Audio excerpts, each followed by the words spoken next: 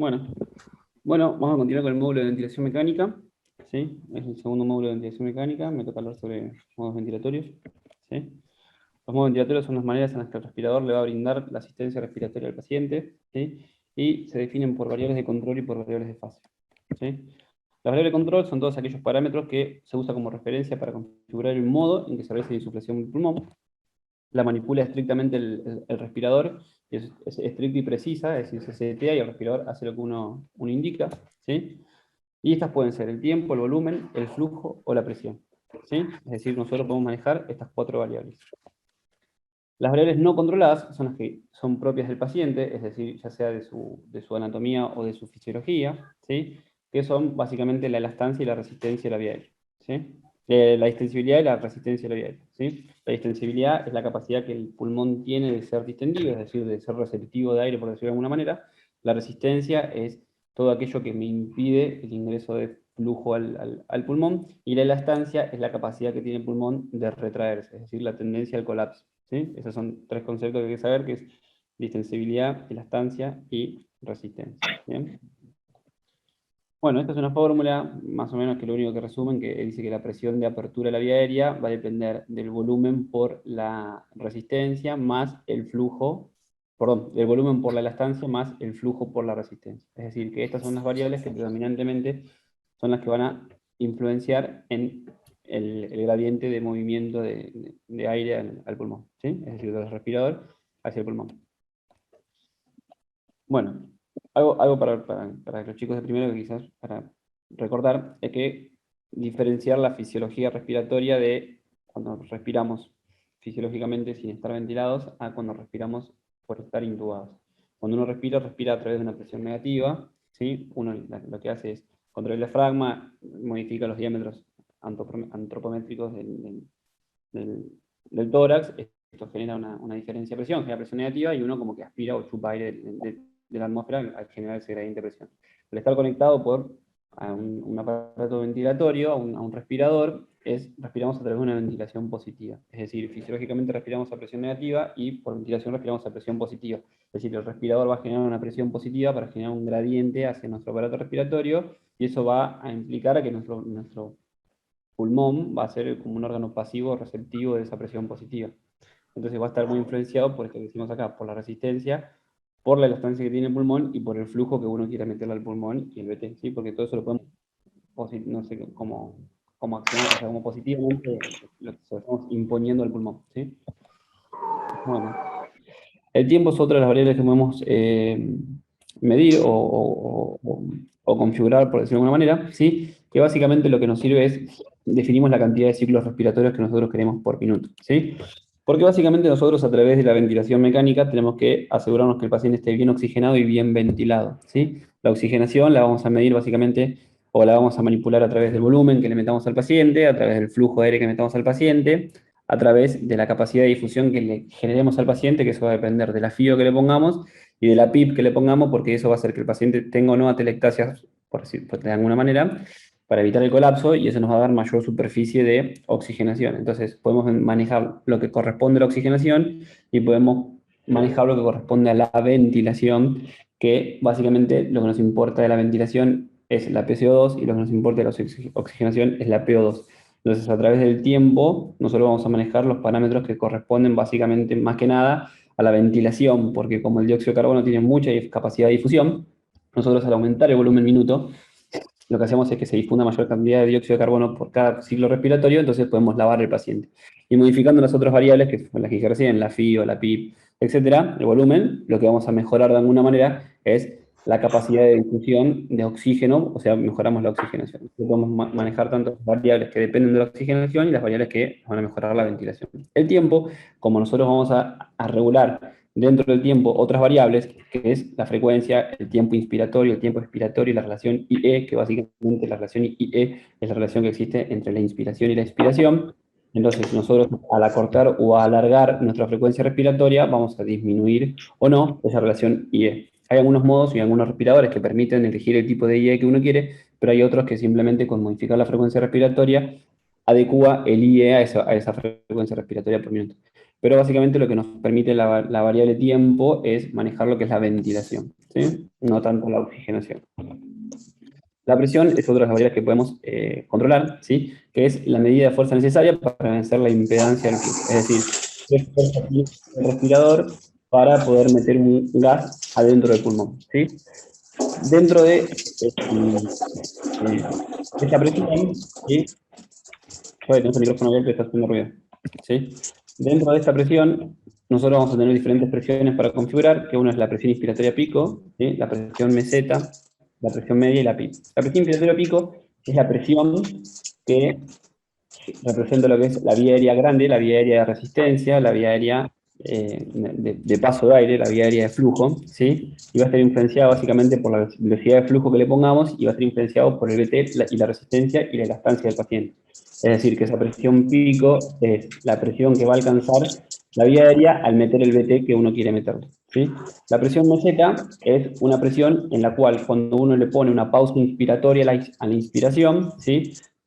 No genera un gradiente de flujo, no hay diferencia de presión, no hay movimiento de flujo, entonces como no hay movimiento de flujo, el aire se distribuye equitativamente en todo el pulmón y al dar esa posibilidad de distribución equitativa, sería como una medición indirecta de la presión de la vía aérea inferior o de los alvéolos, ¿sí? La presión media es una presión media de vía aérea, saca como si fuese la presión arterial media, es una presión media, y la PIP es la presión de fin de expiración, que es lo que nosotros podemos setear para evitar el colapso del el alvéolo. Es decir, evitaría cuando que el alvéolo se quiere cerrar, que no se pueda cerrar porque tiene PIP, tiene presión de fin de expiración.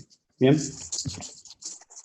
Bueno, el volumen es otra de las variables, ¿sí? Que es la cantidad de gas respirado que el respirador le va a suministrar al paciente, ¿sí? Y se expresa en mililitros o en litros. Puede ser en mililitros por ciclo, cada uno sea en mililitros por kilo, perdón, o en litros minutos, ¿sí? Que es el volumen minuto. Va a ser el BT o el end-tidal, ¿sí? Que es lo que uno lo setea por mililitros kilos, ¿sí? O el volumen minuto, que va a ser el end-tidal, no, perdón, el volumen total que el paciente respira por la frecuencia respiratoria, el volumen minuto. El flujo es otra de las medidas que podemos controlar, ¿sí? Que es como dijimos, es el flujo, es la velocidad en la cual el gas se suministra al paciente, ¿sí? Y eso va a disminuirnos o no la curva de ingreso o ascenso, o sea, va a ser qué tan rápido ingresa ese aire al paciente. Voy a apagar el micrófono porque está haciendo mucho ruido. Bueno,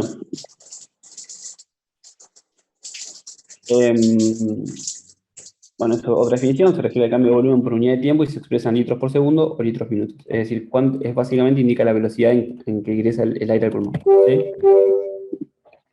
Bueno, los patrones de flujo, estos son unos respiradores que permite determinar el patrón de flujo que uno quiere, ¿sí? Y básicamente es el tipo de movimiento que quiere que haga el aire cuando ingresa al pulmón, y eso se puede llegar a configurar de alguna que otra manera dependiendo si queremos más o menos presión en la vía aérea, ¿sí?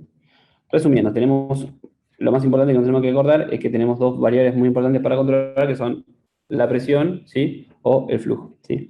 La presión es cuando queremos ventilar por presión y el flujo cuando queremos ventilar por flujo. Bueno, eso, esta diapositiva me quedó anecdótica, es como un resumen de lo que vimos recién, pero no es importante, lo que vamos a explicar más adelante. Básicamente dice, por presiones, uno ajusta la presión que quiere ante todo el ciclo respiratorio y el aparato, el respirador va a decir, bueno, hasta esta presión yo te meto el volumen. Entonces, el flujo es variable. ¿Por qué? Porque la presión es constante y el flujo va a depender de las variables que no se pueden modificar del paciente, que son la resistencia, la elastancia y la distensibilidad. Entonces, el respirador, cuando se pase esa presión, no va a poder meter más flujo. Bien, y cuando es por flujo, es decir, es por volumen, es al revés, el respirador siempre va a mandar la misma cantidad de volumen sin importar la presión. Entonces, por flujo, lo que es constante, la variable constante es el volumen y no es la presión, ¿sí? Lo que va a variar es la presión y no el flujo. Bien, bueno, una vez que se estableció el modo, ¿sí? Que es decir, el respirador ya sabe qué es lo que tiene que hacer, cómo tiene que meter el aire, ¿sí? Si lo tiene que meter por presión o tiene que meter por volumen, ¿sí? Ahora dice, ese es el objetivo. Ahora yo tengo que saber cómo lo meto, ¿sí? Para saber cómo lo meto hay distintas variables, ¿sí? Estas son las que se llaman las variables de inicio, ¿sí? Que es cuándo y cómo iniciar el ciclo, lo que se llama el trigger, ¿sí? Cuándo debe terminar el ciclo, cuáles son los límites, ¿sí? Que estas pueden ser la presión, el flujo, volumen, que se llaman variables límites, ¿sí? Y cuándo finaliza, ¿sí? Que se llama variable ciclo. ¿sí? Ahí esas son las distintas variables, ¿sí? Se inicia no sé si se ve que se mueve el mouse, pero bueno, se inicia el ciclo respiratorio.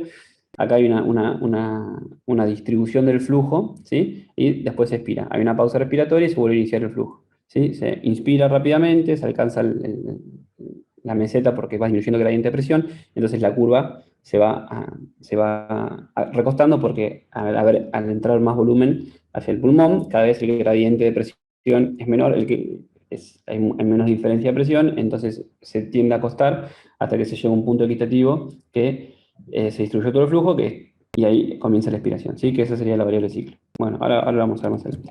Bueno, las variables de disparo es lo que sensa el ventilador para iniciar el ciclo, ¿sí? Esta puede depender dependiendo si es controlada o si es asistida, ¿sí? Pero eso los modos vamos a ver después, pero esto es una variable que hay que ver antes de ver los modos, ¿sí? El trigger puede ser por tiempo, ¿sí? Que es cuando el paciente está con ventilación controlada, se lo va a determinar la frecuencia respiratoria, ¿sí? Acá el paciente no tiene ningún tipo de respuesta, es decir, el paciente está relajado, ¿sí? O está sedado en un plano muy profundo, ¿sí? Y lo que uno agarra y dice, bueno, yo quiero que tenga tanta cantidad de respiraciones por minuto, entonces ahí lo que se censa por tiempo y inicia el ciclo por tiempo, en base a la cantidad de frecuencia respiratoria, ¿sí? Cuando el paciente está en un volumen asistido, es decir, el paciente sincroniza con el respirador, ¿sí? El trigger lo va a dar el estímulo que genera el paciente, ¿sí? El paciente tiene que estar en ventilación asistida y censa un esfuerzo inspiratoria del paciente. El paciente tiene que tener respuesta, es decir, el paciente no tiene que estar ni relajado ni en un plano muy hipnótico profundo, ¿sí? Y este tipo de sensado, este tipo de trigger puede ser por presión o por flujo, que después lo vamos a ver más adelante. Es decir, el paciente puede generar o un cambio de flujo o un cambio de presión, que cualquiera de las dos, uno los puede configurar de determinada manera para que el respirador lo sense, y cuando lo sensa, el respirador dispara y asiste al paciente, ¿sí? Bueno, acá hay un ejemplo.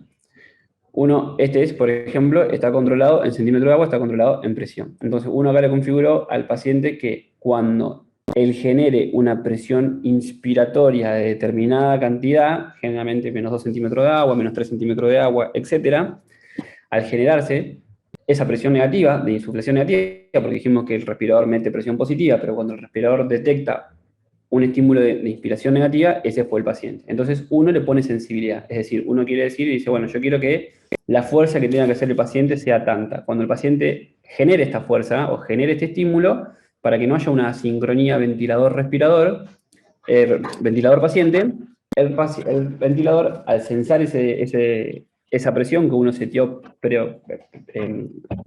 con anterioridad, acompaña y asiste al paciente. ¿Bien? Esto es un ejemplo de trigger por presión, ¿sí? Lo mismo puede ser por volumen. Uno puede decir, bueno, cuando el paciente mete determinada cantidad de volumen o hace determinado esfuerzo inspiratorio y mueve este volumen, ¿sí? Lo que hace el respirador, sensa. Porque generalmente lo que pasa es cuando se hace la pausa, se cierran las válvulas, la inspiratoria y la expiratoria, entonces no debería haber movimiento de flujo. Si en ese momento que están cerradas las dos válvulas hay algún movimiento de cambio de flujo, ¿sí? El sensor detecta que alguna de las dos válvulas se abrió, principalmente la inspiratoria, y cuando detecta que esa válvula inspiratoria se abrió es porque el paciente está generando un tipo de esfuerzo inspiratorio. Entonces uno sensa qué tanto quiere y ahí el ventilador dispara. Pero bueno, vamos a ver más adelante. La variable límite es los parámetros de límite que uno puede poner en el ciclo, ¿sí? Y esta puede ser la presión, el volumen o el flujo, ¿sí? Es decir, uno le pone un límite a la insuflación. Uno agarra y le dice, yo quiero que tu VT sea tanto, yo quiero que tu presión pico sea tanto, yo quiero que tu flujo en tantos litros minutos sea tanto, ¿sí? Y lo que le hace es como ponerle un límite al respirador, ¿sí? Bueno, y la variable ciclo es cuando el respirador finaliza el ciclo, ¿sí? Es decir, cuando se pasa de inspiración a expiración, ¿bien? Entonces, esto puede ser porque alguna variable seteada previamente, que es la variable de ciclo, ¿sí? Alcanzó el punto preestablecido, ¿sí? Que puede ser o el tiempo, o el volumen, o la presión, o el flujo, ¿sí? El volumen, por ejemplo, cambia de inspiración a expiración una vez que el volumen determinado fue entregado. Es decir, yo dije, metele 450 BT, le metí los 450 BT, terminó el ciclo, arranca otro, ¿sí? Hace la pausa y arranca eh, otro ciclo, ¿bien? Si es por tiempo, ya lo dijimos anteriormente, era en base a la cantidad de ciclos que uno le ponía por minuto, ¿sí? El flujo, esto es, por ejemplo, cuando uno le pone presión soporte, Cuando está por flujo, uno dice, bueno, yo quiero que cuando el paciente meta un 25% del flujo del BT configurado, yo quiero que el respirador apoye y después de que apoye finaliza el ciclo, ¿sí? Entonces, el flujo es otra de las variables. Y la presión es cuando, por ejemplo, el paciente está seteado en presión. O sea, la variable controlada es la presión, entonces dice, bueno, yo quiero que cuando alcance los 25 de presión de vía aérea, independientemente del volumen que vos metas, se finaliza el ciclo. ¿Bien? Bueno, entonces, estos son los diferentes tipos de modos ventilatorios que hay, ¿sí? Mandatorio, asistido, soportado o espontáneo, ¿sí? Esto es un cuadrito para resumir, por si algún día lo quieren ver así, repasar rápidamente. Pero bueno, cuando es mandatorio el ciclo, es decir, lo único que manda y el único que manda es el respirador, ¿sí? Todas las variables están controladas por el respirador. El inicio, los límites y el ciclado, ¿sí? Cuando es asistido, el que empieza, el que gatilla es el paciente, y el que controla el resto del ciclo es el respirador. Cuando es soportado, ¿sí? El que inicia generalmente es el paciente, el que acompaña, ¿sí? Y pone los límites es el respirador, ¿sí? Y el que finaliza generalmente es el paciente. Y cuando es espontáneo, hace todo el paciente. ¿Bien? Es decir, cuando uno quiere elegir un modo ventilatorio, ¿sí? Que básicamente los que nosotros utilizamos en quirófano son volumen control, presión control, 6MB y presión soporte, o manual, ¿sí? Básicamente son las cosas que utilizamos dentro de quirófano, son esos 5 modos, ¿sí? Lo que uno tiene que pensar es, si el paciente está completamente despierto, no está relajado, no tiene un plan hipnótico, etcétera, es decir, el paciente puede hacer todo por su cuenta propia, ¿sí? Se usan las modalidades espontáneas. Si el paciente está ahí en un plan intermedio, se está despertando de la anestesia, pero todavía tiene algún resto de sedación, todavía tiene algún resto de relajación, todavía tiene algún resto de alguna opioide dando vuelta, etcétera, ¿sí?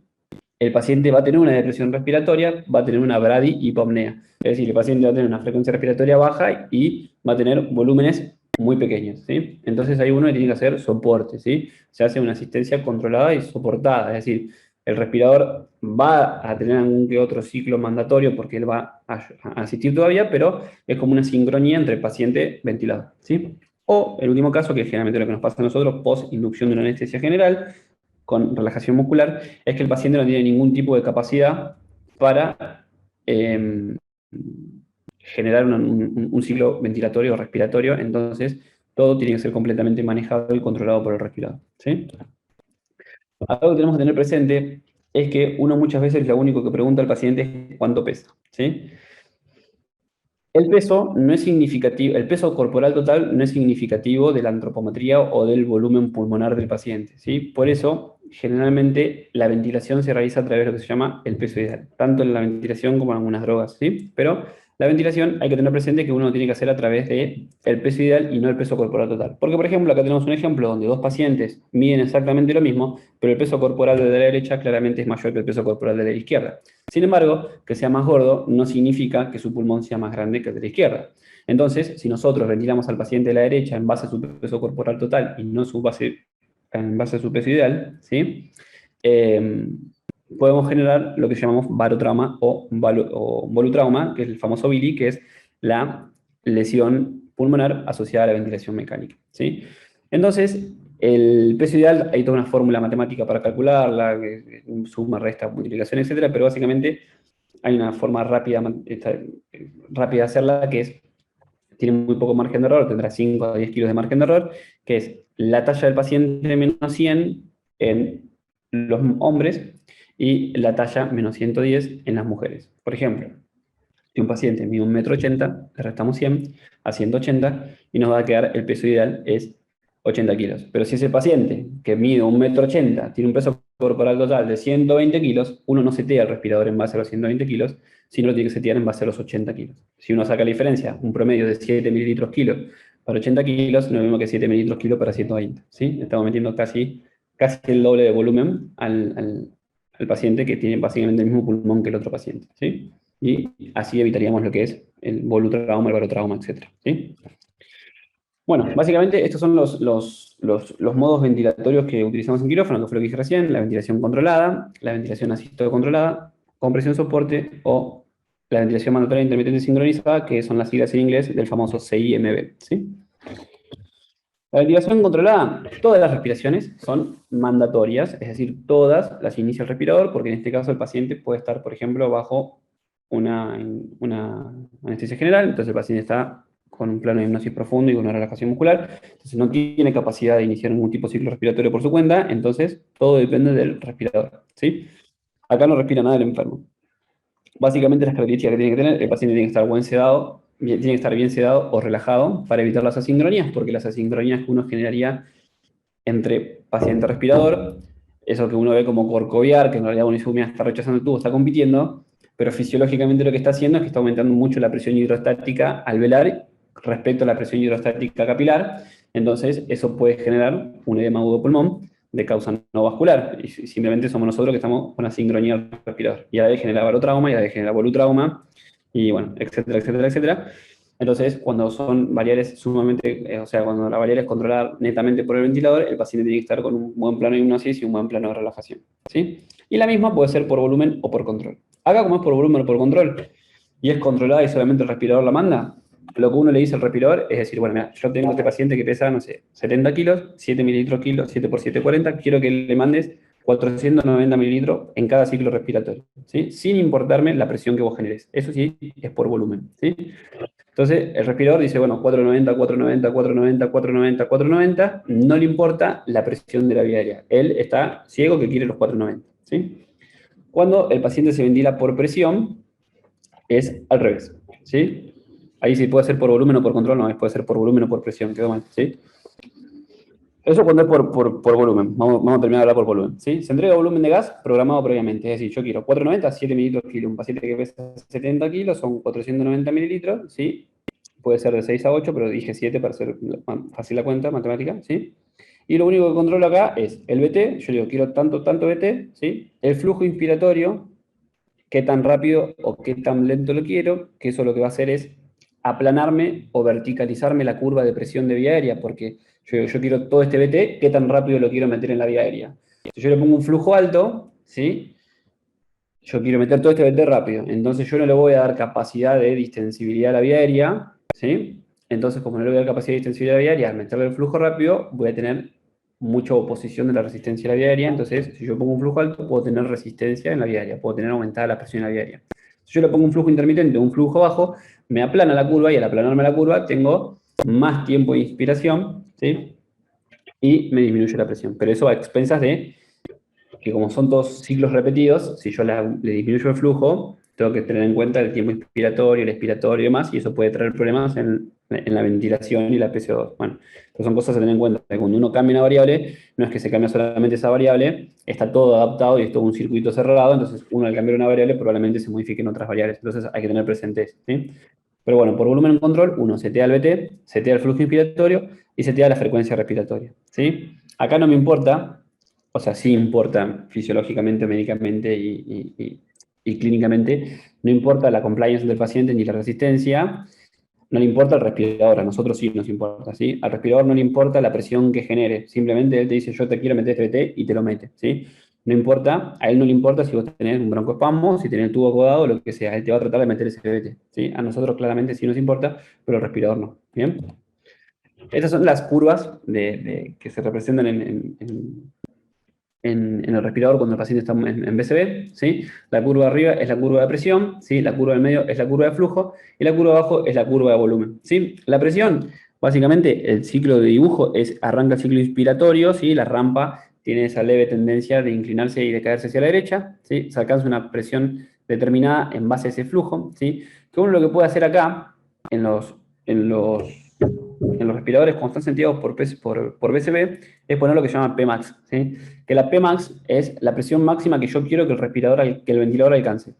Es decir, por más que uno le setee, por ejemplo, 600 de BT al respirador, si yo le pongo que la presión máxima que quiero alcanzar es de 35 milímetros de mercurio, ¿sí? Es como un bloqueo que uno le genera al respirador. Cuando se pasa de esa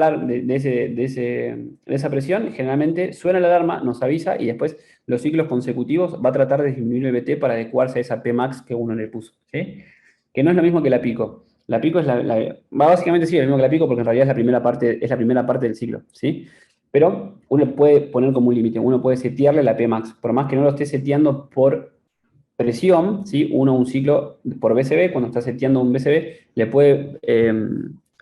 puede setear una Pmax, le puede setear una pico máximo que uno quiere, ¿sí? Es decir, bueno, meteme este BT, pero a expensa de acordarte que yo quiero esta pico máximo como máximo, si no te acepto más que eso, ¿sí? Entonces uno hace el pico, cuando llega a la cresta o a la punta del, del ingreso de flujo, este paciente tiene seteado pausa inspiratoria, entonces como tiene pausa inspiratoria cae, porque deja de haber gradiente, deja de haber flujo, el aire se distribuye, la presión alcanza una meseta porque se está distribuyendo, entonces la presión en todo el pulmón es equitativa e igual en todo el pulmón, entonces la pico nos habla de la vía aérea alta, ¿sí? de la vía aérea de resistencia, por decirlo de alguna manera, ¿sí? La tráquea, los bronquios, los bronquiolos lobares, ¿sí?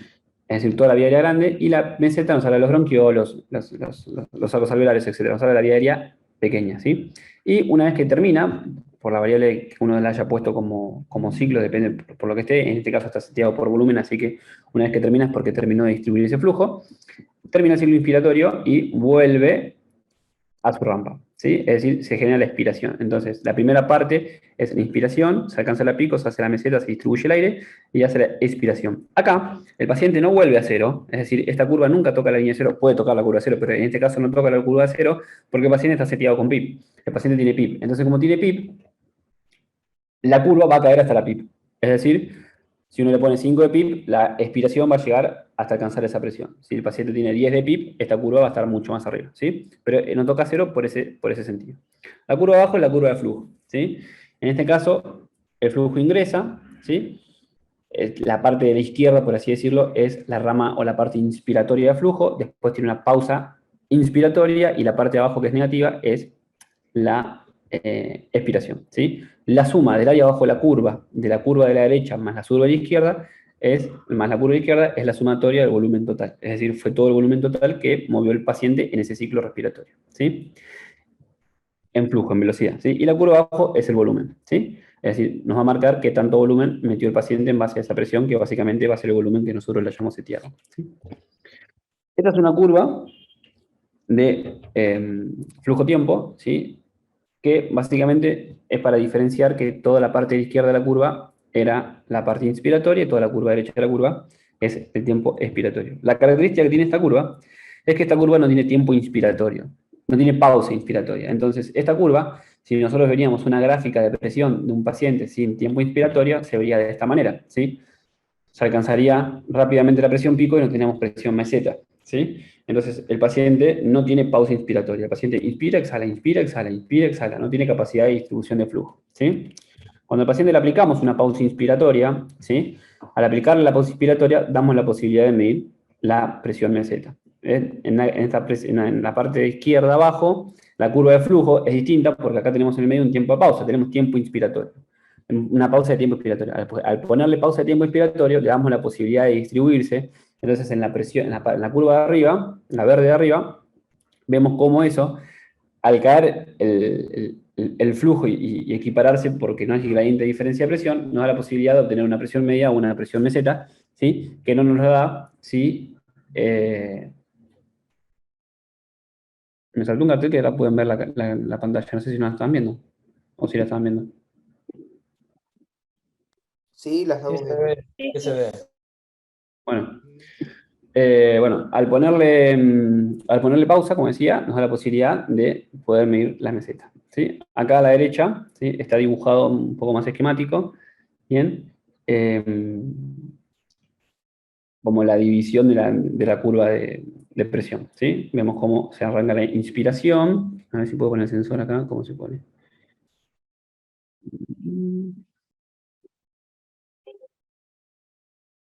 No sé cómo encontrar el sensor.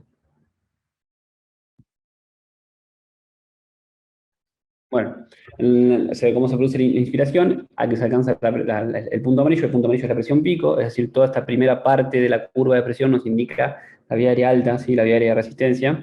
Después, abajo dice, tenemos una pausa de tiempo, entonces eso nos genera que se distribuye, se va a los alvéolos, y después volvemos a la línea basal, que es la PIP, ¿sí?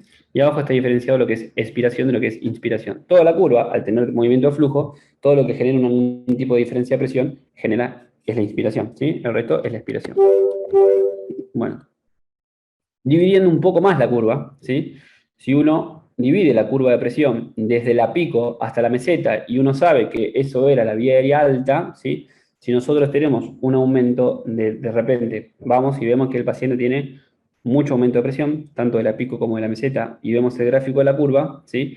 Si nosotros vemos que el aumento de la presión se ve a expensas desde la meseta hasta la pico, generalmente el paciente tiene un grado de obstrucción. Por ejemplo, un broncoespasmo, ¿sí? O tiene un moco, o está acobado el tubo, o lo que sea. Hay algo en la vía aérea de conductancia, o algo en la vía aérea alta, por así decirlo, que está obstruido, me está ocluyendo el paso al flujo, ¿sí? En el caso que la diferencia de presión aumente, pero a expensas desde la PIP, perdón, hasta la meseta, ¿sí? Es lo que se llama drag impression, ¿sí? Si esa presión aumenta o es mayor de 15 milímetros de mercurio, ¿sí?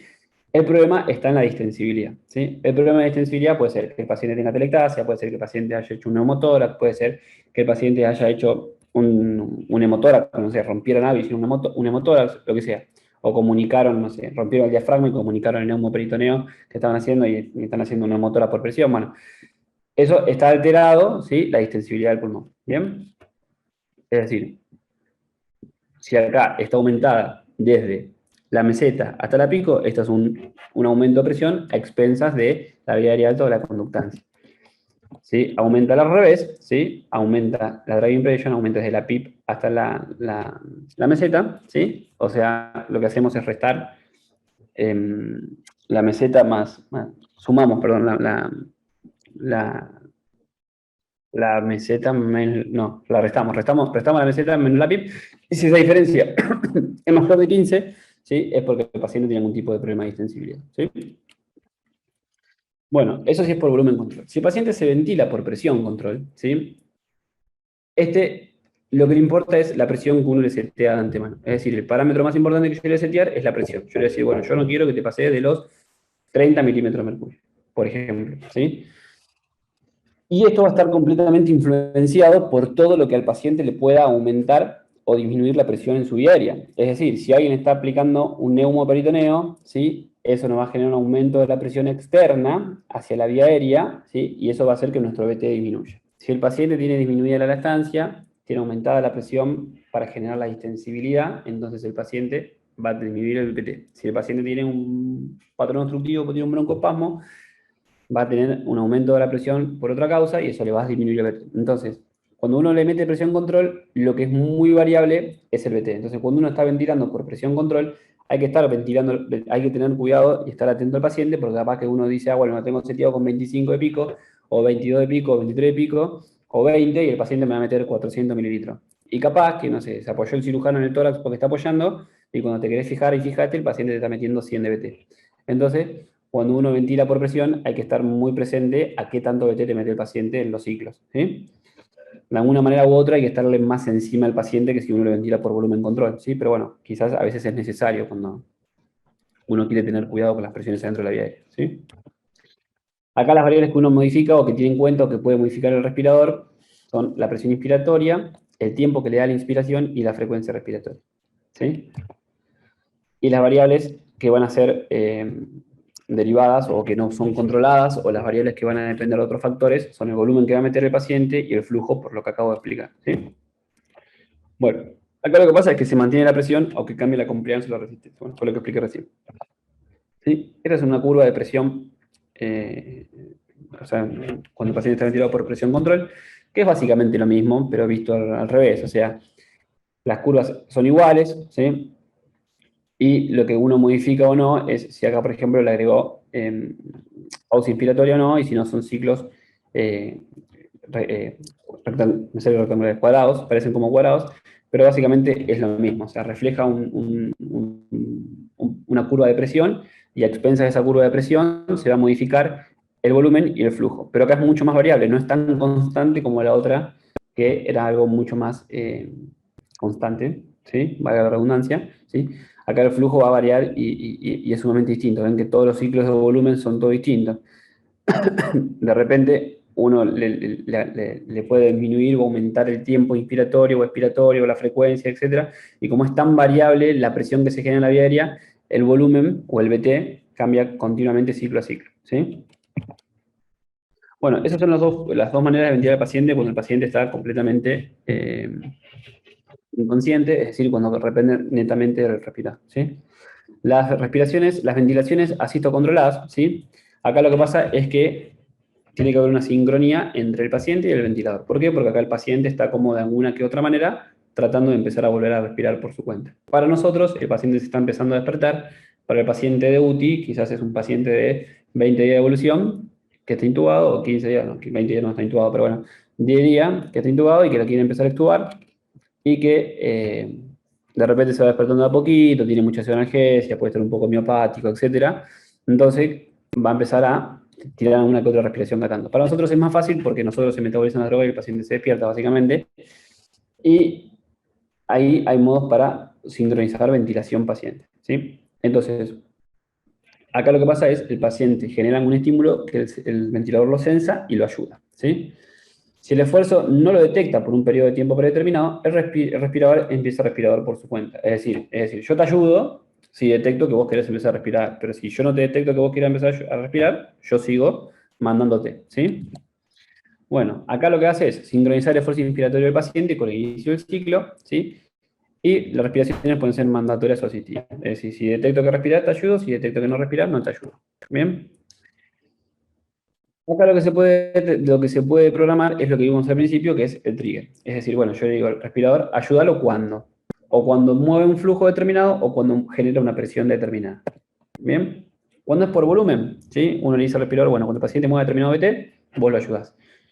Y la ventaja que tiene es que te mantiene el volumen corriente, ¿sí? El paciente puede incrementar su volumen aumentando la frecuencia respiratoria y que es más fácil de monitorear. La desventaja es que puede generar altas presiones alveolares con BT altos o con preas bajas. Capaz que el paciente de repente te tira un 300 de BT y el respirador te metió un 200 más y te metió 500 de BT y vos querías que te meta un 350, ¿sí? Es que puede haber alguna leve asincronía, ¿sí?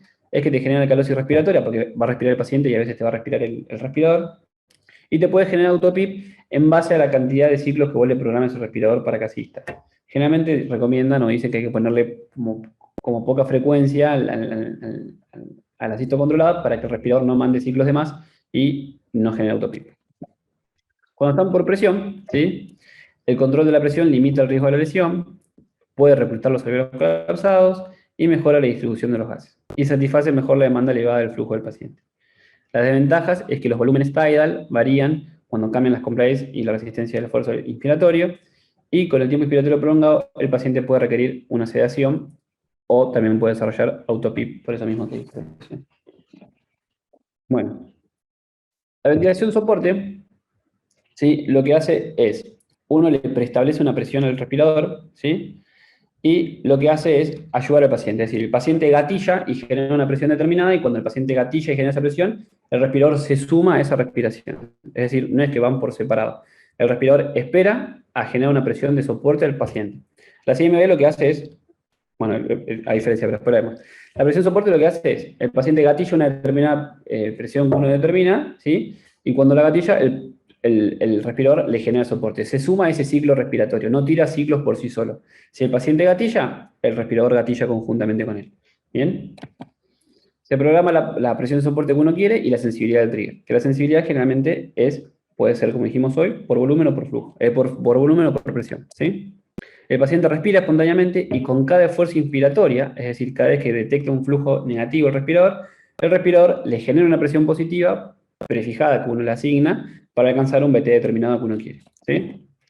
La presión soporte se mantiene hasta detectar que el paciente finaliza el esfuerzo inspiratorio y ahí cae el flujo y se genera la expiración y vuelve el ciclo si el paciente vuelve a gatillar o no. ¿Sí? Por ejemplo, acá estaba la expiración, el paciente gatilló y cuando el paciente gatilló, el que es lo verde, ¿sí? Sensó, y cuando sensó, el respirador abajo, la curva verde, mete el volumen que uno quería meter. ¿Sí?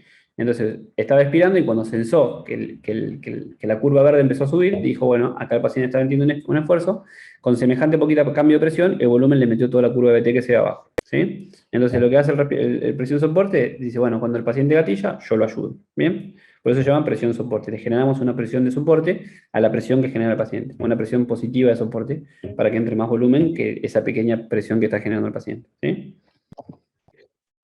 Y el CIMB, que son las siglas en inglés, ¿sí? Es una ventilación mandatoria intermitente sincronizada, que acá sí pueden ir como por separados o pueden ir conjuntos. ¿Sí? Entonces, acá lo que hace es alternar respiraciones mandatorias con las espontáneas del paciente, ¿sí?